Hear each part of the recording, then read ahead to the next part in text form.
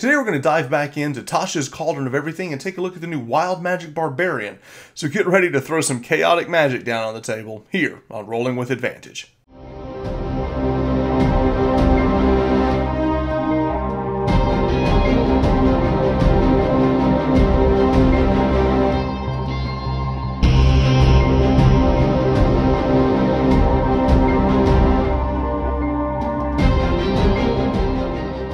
Today as we dive in and take a look at Tasha's Cauldron of Everything. Now this is the preview that came in D&D Celebration, and the subclass we're going to look at today is going to be the Path of Wild Magic Barbarian. This is basically the revamp of the Wild Soul Barbarian that we saw in Unearthed Arcana, and I have to say this is a much better, cleaner version of what we saw in the playtest material. This class is going to be a lot of fun to play, and I'm going to show you why. So, Magic Awareness is an ability we get at level 3. This is your Divine Sense for magic. So this is kind of like the Paladin Divine Sense, that you can just kind of sense magic around you. Now, you don't glow like we saw with the Wild Soul version of this, and I know some people are a little upset about that, but talk to your DM. If you want to glow whenever you see magic, I'm sure most DMs will let you. It's just fun flavor. So Wild Surge is the ability, this is the cornerstone ability for the entire class. And basically what it does is anytime you rage, you get to roll on the Wild Magic table. Now, it's not the Sorcerer Wild Magic table, it's a new one that we're going to get, and it's very tailored for the Barbarian. So we'll take a look at that in a second, but just remember, the mechanic of this is you rage and you roll a Wild Surge table, okay? Now, Bolstering Magic at 6th level says you can harness your wild magic to bolster yourself or a companion. As an action, you can touch one creature and confer one of the following benefits to that creature. The thing that's interesting about these two abilities is that either one of them you're going to roll a d3. So basically roll a d6 and divide by 2. Why they didn't go with a d4 is interesting. I guess they thought 4 was too much, so they were bringing in a d3.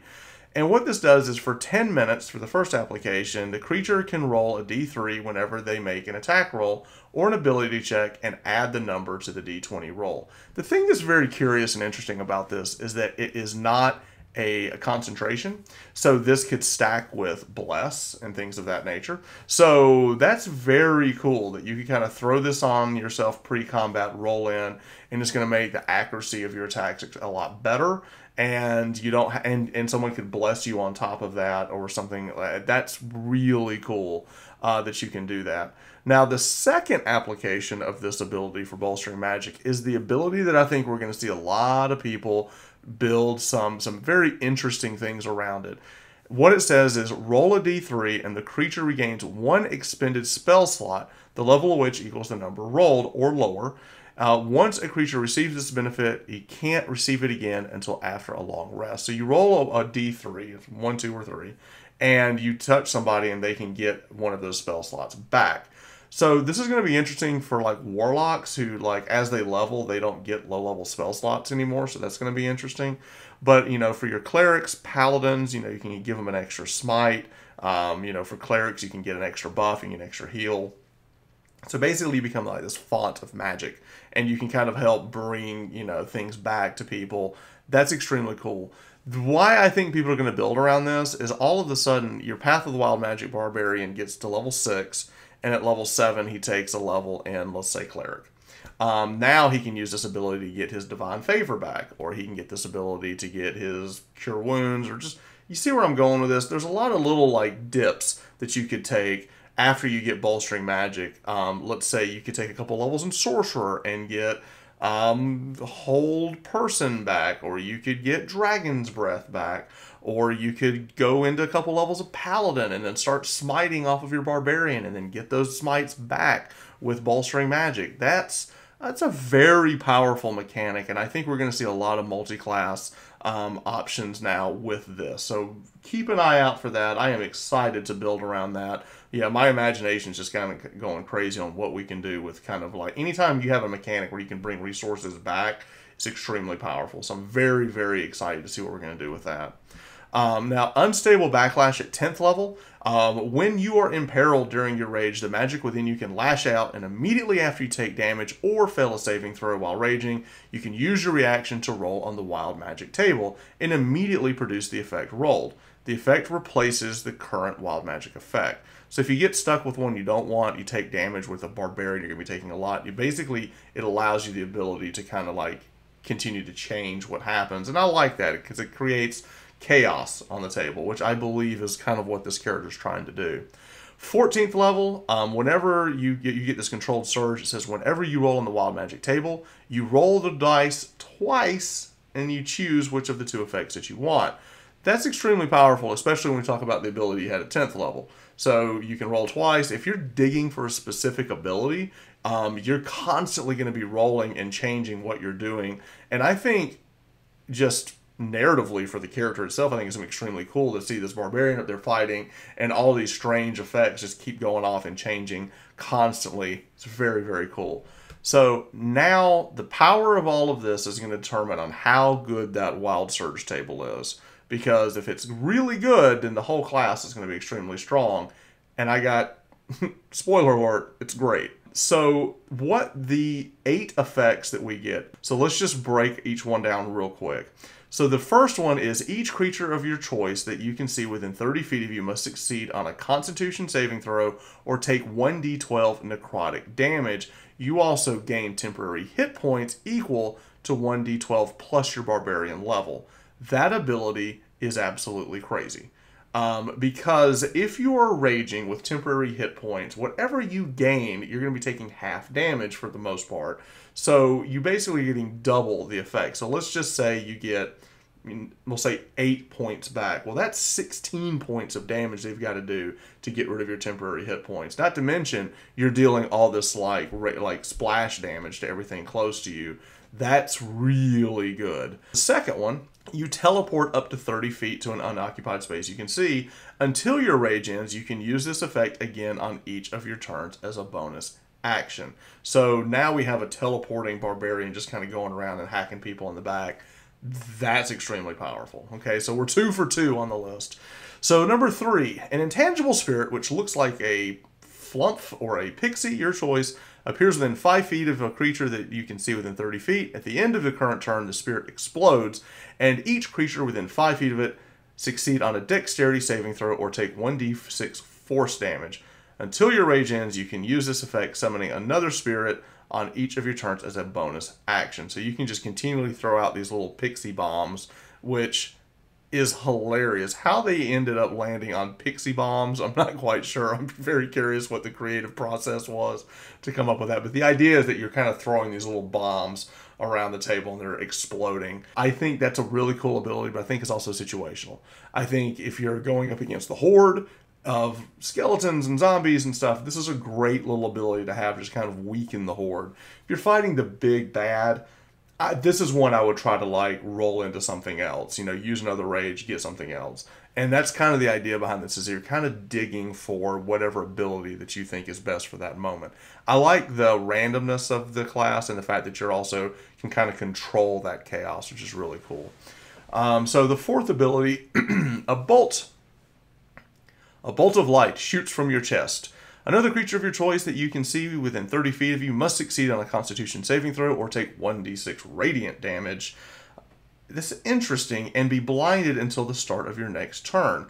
Until your rage ends, you can use this effect again on each of your turns as a bonus action. So you can continually basically get like a bonus action, a ranged attack. The reason I think this is interesting is the first ability we got was necrotic damage, and now this one gives us radiant damage. A lot of times in the game, whenever we see someone that can do radiant or necrotic, they get to choose which one they want to do to kind of fit like, my character is all about radiant damage, or my character is all about necrotic damage. This character is about whatever damage. It's random, it's wild, and I think that's interesting that they kind of take the choice away from you in the sense that you don't get to choose the damage, but you get, it's random, it's wild, it's chaotic, and I think that's an interesting design choice for that, to be able to kind of really double down on the fact that this is wild and crazy and just different things are happening. The next ability, you'll see more of this. The fifth ability says, whenever a creature hits you with an attack roll before your rage ends, the creature takes 1d6 force damage as magic lashes out in retribution. All right, so now we saw necrotic damage, radiant damage, force damage. Okay, all right, that's a lot of different types of damage. Now, until your rage ends, this is the sixth ability, Until your rage ends, you are surrounded by multicolored protective lights. You gain +1 bonus to AC, and while within 10 feet of you, your allies gain the same bonus. So everyone around you gains +1 to AC. This is the sneaky ability. This is the ability that may not seem that good compared to a lot of the others. And depending on the situation, I would agree with you. However, +1 AC to everything around you, you'd be surprised in this game the way the math works, how 1 AC makes a huge difference.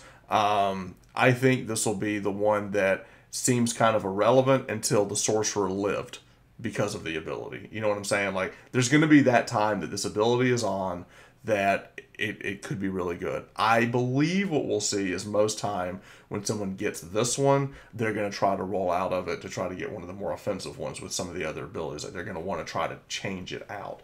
We'll see. I'm very curious to see how this works at the table. All right, so the 7th ability, flowers and vines temporarily grow around you. Until your rage ends, the ground within 15 feet of you is difficult terrain for your enemies. That's really good because it makes it basically you tank better. Things can't get away from you as easily. I think it's very interesting. Again, I think this one and the previous one are going to be the ones that most players are going to try to roll out of. I don't think they're bad abilities. I think they're good. It's just, generally when you're playing a barbarian, you're playing a very offensive style character. You want to be up in the face, doing a whole lot of damage and just kind of causing chaos. These last 2 abilities, the 6th one is kind of a paladin ability. The 7th one is kind of nature-y druid, like rootish kind of thing, which I think kind of fits the whole Fey feel of it. And I don't think it's bad, but I just think those are the ones that when people roll it, they're like, I want one of the offensive ones. Okay. The 8th and final ability here, magic infuses one weapon of your choice that you are holding, and until your rage ends, the weapon's damage type changes to force. That's interesting. And it gains the light and thrown properties with a normal range of 20 feet and a long range of 60 feet. If the weapon leaves your hand, the weapon reappears in your hand at the end of the current turn. I love this ability simply because I grew up on old school Legend of Zelda, and that's exactly what this is. This is Link literally like shooting his sword at people. I don't know mechanically how good this is going to be, but I would be super stoked to have this ability hit on my Barbarian just so I could live my fantasy of Legend of Zelda. So I like this. I like the ability that it gives you. I think, looking at it, I think the first ability with the necrotic damage that gives you temporary hit points, in my opinion, is probably the best one. I think the teleporting around is my second favorite. I also really like the one that gives us the bolts of light shooting out of your chest, just because while the damage isn't a lot, it does blind them until the start of the next turn, and that's a big debuff condition to put on somebody. So all of these abilities are really good. I think some are going to be stronger than others depending on the situation, but that is the class. That is what the class is supposed to do. So I think they did a wonderful job designing the class and kind of giving us that wild magic, chaotic feel. And I am very excited to see this hit the table. So the other thing I'm thinking is that this is going to be a crazy fun class to roll some multi-class options with it. So if you have any ideas on what we could do with the Path of the Wild Magic Barbarian, I would love to see it. For your race options, I think Mountain Dwarf is going to be a Class A pick right now with the way Tasha's is going to roll out, the way that the stat changes are going to work. I like that a lot. I like Goliath. And I think I like the orcs. I like half orc. I like just regular orc. I think all of those are going to be fun. Anything that gives me a lot of constitution and some strength along with it is going to be, things that I will take a look at. I'm very excited to build with this, and if you have any ideas on this, please comment down below. I'd love to see what the community thinks about this. I've been reading a lot of forums and everything, and it seems to me that people are crazy excited about this, and I can absolutely see why. I think it's going to be extremely fun to play. I think it brings a lot of power to the table, and it's a different mechanic that we really haven't seen before, and I'm excited about that. So leave some comments below, like, subscribe to the channel, join our Discord, and we can get online and we can kind of build back and forth. This is something I'm very excited about. And until next time, let's keep rolling with advantage. Thanks.